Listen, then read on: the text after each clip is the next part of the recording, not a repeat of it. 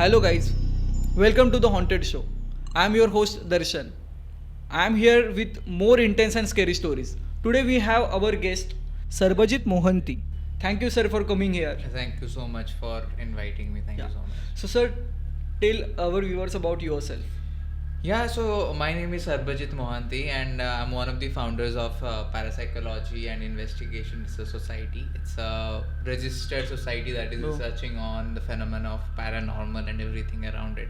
Yeah. And I've been investigating the paranormal for the last 10 years, and I'm a paranormal investigator, I'm a demonologist, I am an exorcist, and a part-time author too.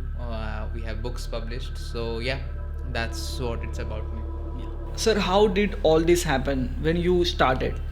Yes, so this all began in 2013 to be precise. So, abhi technically, if I happen to share, so I'm from Odisha, Bhubaneswar, capital city, and as everyone knows, or most of the people know, Odisha or the eastern part of the country is full of these urban legends and folklores and the ghost stories, very honestly. And I grew up listening to these stories, so it was my day-to-day kind of pastime to sit with friends or family members and talk about these ghost stories.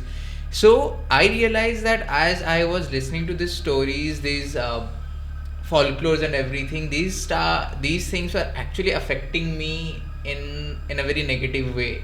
I started developing fear for the paranormal and the darkness. And around that time, fear files and Ahat were very common, very popular. So even though I never watched them, but I used to hear people sharing ke अरे तेरे को पता ही episode में क्या हुआ and everything. So my mind was this, I still have this fascinating mindset where if you give me the beginning of a story, I will create my own story with the elements of my mind and have a proper thing that जिससे मेरे को खुद ही डर लगने लगता है फिर. So now it's a different scene, but back then this is what it used to happen. And because of this constant fear that I used to live in of the darkness, of the paranormal and everything, it started taking a toll on my mind, very honestly, on my emotional as well as on my psychological aspect of my being, and call it my luck or whatever. But because of the job profile that my father has, we had to transfer to different cities every 4-5 years. And now every 4-5 years transfer to hote the, lekin one more thing that used to come with every house that we shifted to was the haunts and the stories that it followed. And now because of my fear of the darkness, I couldn't sleep at night, because obviously the room has to be dark for other people to sleep, but the moment something goes dark, I cannot sleep. So I used to stay wide awake the entire night, and during that period I used to see some apparition walking outside the bedroom door, utensils falling on their own, so someone sweeping the room at 2 a.m. of the night, and all those crazy things used to happen, and I was the one to experience because all others were fast asleep. So the very next day I would share the same with my mother, and considering the fact that paranormal is such a taboo in a country like India, my mother was like, "Arey tu kahin se sun ke aaya hai?" So I had no one to share with, very honestly, and it is no one's fault, because this is how everyone grows up, with this conditioned mind that these things do not exist, and even if they exist, they cannot do certain things the way things are happening with me. And so these things, they stayed with me with years, and finally we again shifted to one more city. And as I was bracing for the haunts and the hauntings and the spirits to come back to for me to experience them, I had these questions just suddenly coming in, like a psychic thing, like Pooja says. And I had this question in my mind, that what is this thing that I'm fearing? Is it something that I've seen on Fear Files and Ahat? Is it something that I've heard from my friends? Is it something what I've heard from my uncles and grandparents? It is something that wears a white sari. It's something that has inverted legs, has long hair and long nails. Is it something that can kill me? The most important question. Can it kill me? Because that's the worst thing that can happen to a human being. And to all these questions, I had no answer. Anything that I was getting in relation to this particular question or to these questions, all I had was these, these answers that I have only watched on TV or I have heard from someone. Yeah. There is no proof that these things are correct. There was no proof that these things were true. There was no proof to it. So is it really worth getting scared of them? So then I kind of concluded that maybe I am fearing something that I don't know. Basically, I don't know anything about these Yeah. things. It's the only the stories that I've heard. That's Yeah. it. So I concluded that I'm fearing something that I don't know, and I'm fearing the unknown. And this was around 2012, and I was at a stage where, like, either I give up myself to this fear or I overcome it. That's the only Yeah. way out, because it has affected me a lot. It is still affecting me. And when in 2012 all these questions I had and everything, I then started my research of knowing the unknown. And initially it was just Google or some few books which my father had, or any other information that I could get from anywhere. But then gradually I started meeting a lot of people, because I wanted to know what they thought Yeah. would be the real scenario of the paranormal field. So from that research thing, you started overcoming the fear. Yes, Yeah. I started knowing the unknown, and like I said, I started talking to a lot of people and everything, and that was my way of getting rid of the fear, because as I was trying to know the unknown, Yeah. the darkness in me, which was causing me to fear the darkness outside, it started, releasing itself, started receding and all. But during that period of talking to people and understanding their point of views, I realized almost everyone fears unknown, something or the other, not necessarily paranormal. Yeah. But everyone fears unknown. A student fears math because the phenomena of math or the formulae of maths is Yeah. unknown to him. Yeah. So someone always fears something unknown, but there's also a bunch of people who fear the paranormal and the darkness, not because of its reality, but because of the superstition and the myths and the Yeah. conditioning they have grown up with. Yeah. So I thought maybe, and because I knew of the the effect it had on me and the trauma I went through, I decided that I'm going to help out everyone who is going through something similar. Yeah. And during that phase of meeting people and researching, I came across Pooja, who was going through her own episodes on the other side of the country in Mumbai. And while talking to her, I realized that she has also been through all these similar things, but from a very spiritual point of view. Yeah. And I'm like, this is a very fascinating thing, because right now we both are kind of on the same line, but dimensionally very different, because as I'm dealing with the physical people, you're dealing with the spiritual people. Yeah. Or the spiritual beings. And I said, let's do one thing, and let's get it more professional, let's go more professional, and let's try to help out every single being, living or non-living, who is stuck or needs help. Yeah. And that's when in 2016, it took us 3 years actually to to understand each other, to understand what we are trying to work on, what is our what should we work on, how should the people be, what help people need, and kind of do a market research, but not for marketing, but to understand what help people are seeking. And then in 2016 we registered pairs, or Yeah. the organization that we are running right now. And yeah, it's been 6 years now of investigating paranormal all over the country and helping out the souls of both the worlds, the living as well as the dead. But it's so difficult to convince people these things also exist. It still is. Yeah. It still is. There's hardly, there is actually three kind of people. I often say this. There's like three kind of people in India when it comes to paranormal.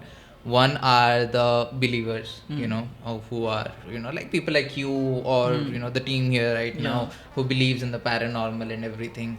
Then there's a second group of people who are non-believers. They will not believe and everything. Then there is a third group of people who are non-believers, but they're open to see that, okay, there might be something that we are not aware of, because of course this universe is ever expanding. There's so many things we have no idea about, we had no idea about 20 years back, and things are coming out. And so there is always a group of people, but convincing is always difficult, because even we now we know, okay, it's no one's fault, because for let's say for example a man who is in his 40s or 50s, Yeah. for the last 40-50 years he has grown up listening to stories that this is how ghosts are supposed to be, or this is how this is what proves that ghosts or spirits cannot exist. Yeah. Now suddenly this person sees that a bunch of paranormal investigators, teenagers, and all who are coming in with this, modern theories, modern gadgets, and saying, "Okay, this is how spirits are, and this is how Yeah. they look." Of course, it would hit someone's, belief system and Yeah. everything, and of course, it would rattle them. And sometimes this rattling, it comes as a friendly gesture. They were like, "Hey, acha, ye to humko pata nahi tha." But at times, we have got reactions like people have abused us, people have, random people have called us and Yeah. have said, "K, that you should stop whatever you're doing. It's all wrong, or we will show you what is right." So Yeah, kind yeah. of, those frantic warning calls kind So of a thing. extremist, yeah.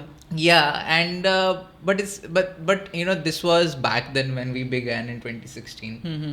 But now, and I believe it's because so many open-minded people have coming in. Of course, there is a generational shift Yeah. too in the society. People are more open to the subject, and even though there's actually a bunch of people who are very much non-believers, but there is another bunch of people who believes in it. But then what we work on, and that's like our mantra kind of, Yeah. is that no proof is required for a believer, and no proof is enough for a non-believer. So no matter what you do, if they don't want to believe, they will not believe you. But Yeah. if someone is a believer, just by staying open, they can believe in something and they can learn a whole lot of things. Yeah. So yeah. How can people know the place is haunted? So there are a lot of ways actually to find out if a place is haunted or not. Generally, there are a lot of things to notice, and these things are what we call as weird things that Yeah. happens to a person.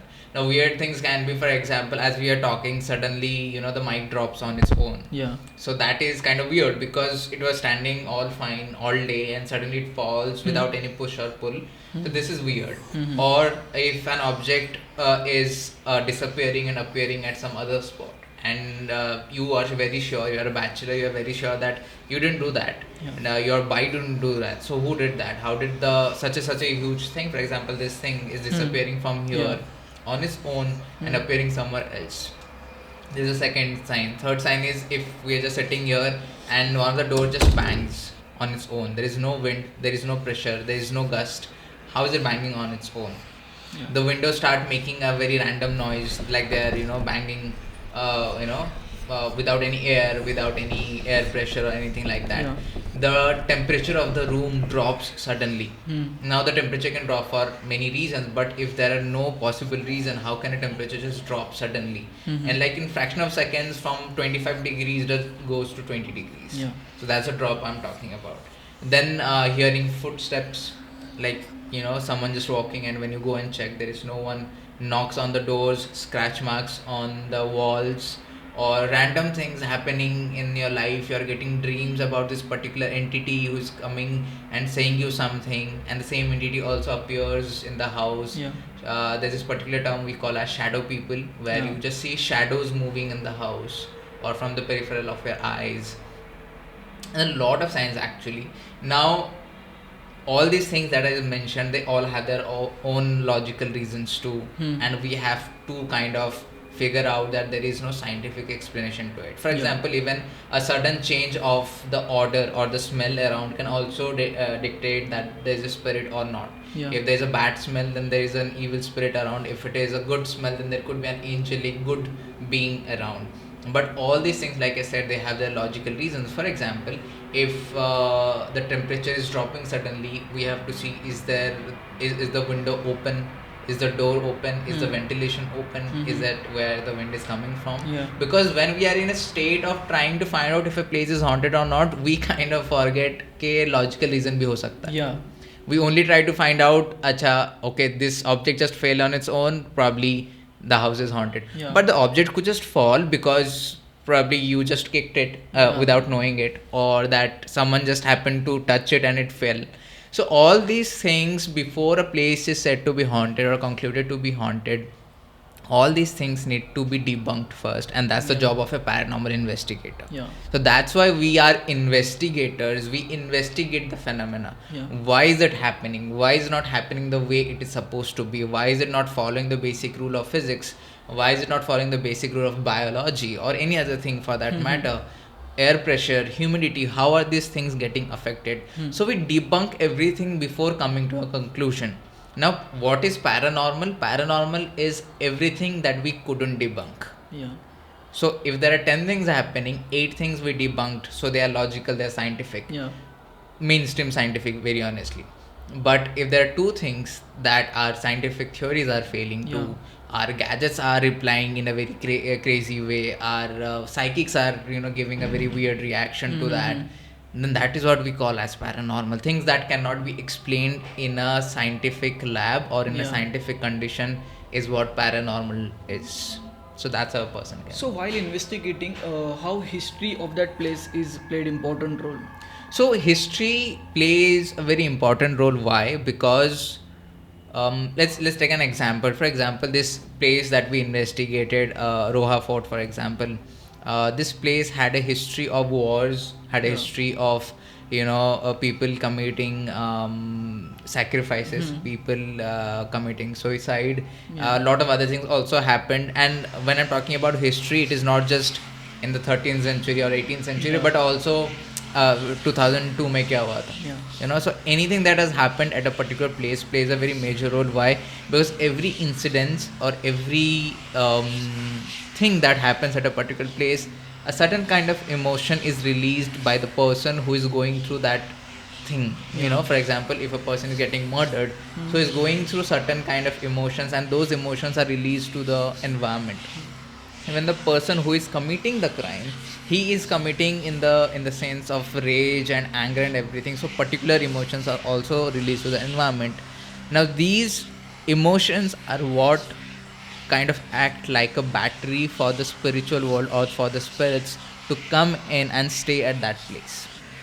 So for example, and why emotions play an important role, if I give you an example, for example, your best friend, if your best friend is happy, if you just stand next to your best friend, you will be happy automatically. You don't need a reason for that. But if your best friend is sad, just stand next to her or him and you'll automatically be sad. Those emotions are not yours. It's basically so energy and the emotions of that particular area, as the phenomena is happening, as the scenario is playing out, play a very important role, not only in the way it affects us, but how it affects the area and the spirits around. So of course the person who is getting murdered, unki spirit to linger karegi, but apart from that, it also attracts other spirits from other areas to come in. So in Roha Fort, we had a lot of spirits who were communicating with us, but our psychics would also sense that there are other spirits which are not as old as these spirits, but they have come in and they're still haunting this place. So history plays a very important role, and that's why a lot of these haunted places we have been through, they may not be famous, but historically they have a lot of importance in terms of declaring a place to be haunted or not, that way.